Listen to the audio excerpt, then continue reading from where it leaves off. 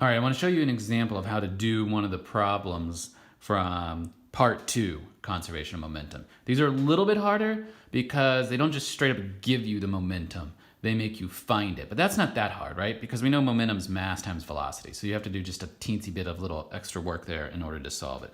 So let's look at one of these. This should look familiar by now. We have a stationary bomb just sitting here before. It's got no velocity. And then boom, it explodes, and we get two pieces flying off. One flies to the left, the other one flies off to the right. They tell us that this piece has a mass of 7 kilograms, and it's going 1.43 meters per second, and negative just means to the left. And so then this other piece here is 3 kilograms, it's smaller. They want you to find the velocity of piece 2 afterwards. That's what we're gonna find here. So when you go to find one of these problems, remember this every time. Now some of these steps I skip when I get good at these, but when we're first learning it here, the whole concept is the momentum of the system beforehand is equal to the momentum of the system afterwards. So I'll write P equals P prime, we say, or P afterwards, whatever you want to call it. Well, what is the system? Well, even though it's one piece now, we can think of it as two pieces, or you can think of it as one piece, it doesn't really matter. But if there's more than one piece, you would add up all their momentums before, and that would equal all of their momentums afterwards. And then we can expand this line one more. How would we find each of these momentums? We didn't do this in the part 1, but we'll do it here. Momentum 1 would be mass 1 times velocity 1. Momentum 2 would be mass 2 times velocity 2. Momentum 1 afterwards, or prime, would be mass 1 times velocity 1 prime. And momentum 2 afterwards would be mass 2 times velocity 2 prime. That's true every single one of these problems, every single one. So sometimes you can just write that down without thinking. Now I often skip some of these steps. So for example, this initial momentum, they tell us it's not moving, so it's 0. So I can go ahead then and write that the left-hand side of the equation is equal to 0. This part, this part, this part, however you want to think about it. So that leaves us with mass 1 times velocity 1. So I'm going to plug that in. Mass 1 here is 7 kilograms, and its velocity afterwards is negative 1.43. And then we're going to add that to mass 2, which is 3 kilograms, and we're going to find the velocity of object 2 afterwards. In other words, these two things have to add up to be 0. That makes sense. They got to cancel each other out if we're going to get 0 total momentum. So now it's just algebra to set up and solve this. One thing I often think about is I realize in one of these explosion problems where it starts from rest that they're going to cancel each other.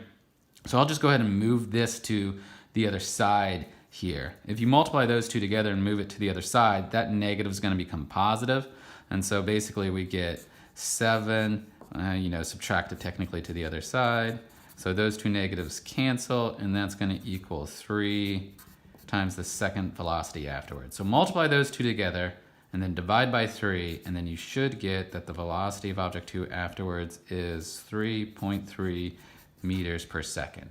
So it makes sense that this one's got to be a bigger speed, 3.3 versus 1.43, because it's got less mass. So to get up to the same momentum and cancel it out, it's got to have a higher speed there.